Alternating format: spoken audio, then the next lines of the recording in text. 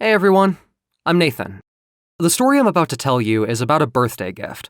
One simple purchase that not only revealed all my family secrets, but ruined my parents' relationship forever. So, my family was always quite traditional and pretty normal. My mom was a businesswoman, so she'd always leave for work early, come back late, and we barely spent time together. My dad was the one raising me. He'd make me breakfast and a lunch bag to take to school. We'd do crazy stuff together and take little trips from time to time. It was never perfect, but we were still a happy family. Until everything fell apart. I learned that everything that I knew about my life and family was a lie. This happy picture was gone in seconds. It was my 18th birthday. My dad and I decided to get these DNA kits. You know, the ones that everybody is getting so crazy about. We thought it would be cool to see our backgrounds, maybe some rich ancestors, or some long-lost great-grandmother in Europe, who knows. I was really excited to get the results, but as soon as I opened it, I was confused. That was not at all what I expected. It basically said that my dad and I only shared about 30% of our DNA. I mean, I looked just like him, the curly hair, the hazel eyes. Even my grandmother would say that I'm pretty much a younger version of him. I figured there was some kind of bug on the site, or maybe that the test was just a total ripoff and I had wasted all my birthday money on buying the stupid kit. I knew my cousin did this test, so I called her immediately. We checked both results, and it said that we were most likely brother and sister. Yeah, it had to be a scam. We ranted to each other about spending so much money on something so ridiculous. I wondered if anyone else had the same issue and went online, looking at reviews and feedback for the test, but everyone was saying that the results were accurate. I was sitting in my room trying to process it all. I mean, there was no way my dad and I could only share that much DNA. I remembered all the precious moments we spent together, how he taught me to play basketball and cheered me on in every competition. Then I heard my mom downstairs in the kitchen, and it hit me. She must have been lying to both of us. I stormed downstairs with anger boiling up in me. I didn't even sugarcoat it. Did you cheat on Dad? I've never seen her so scared. What kind of question is that? She was whispering, mumbling even. Well, answer the question. Did you cheat on Dad? Is he my father or not? You know, since my mother was a businesswoman, she never really showed emotion. But at that point, she looked ready to fall apart. Her cheeks went all red and she started to panic, stuttering out a response. Why are you asking me this? I told her about the DNA tests, the results, everything. For a moment there, I thought, maybe I'm crazy? Maybe it's just a misunderstanding? But then Mom started to cry. She buried her face in her hands and fell to the floor, sobbing. She started begging me, don't tell your dad, please, please, just don't tell your dad.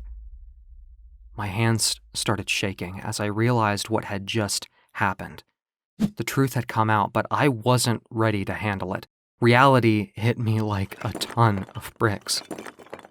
I glared at my mother before taking off to my bedroom, kicking every piece of furniture I could find. I was sitting in my room, furious. I heard my dad come home, and I could hear him asking my mother what was wrong, but she didn't say a single word. He came into my room asking me what the hell happened, wondering why Mom was crying on the kitchen floor. I told him the truth. I couldn't lie to him. The test told me that you're not my dad. I felt heartbroken. The look on my dad's face. I had never seen anyone look so in pain. He went silent, nodded, and left the room without saying a word. For a second, I didn't hear anything, and I thought that maybe this wouldn't change anything, that we would work through it. Boy, was I wrong. He went downstairs and then the riot started. There was just pure anger in the kitchen, and I felt guilt hit me then.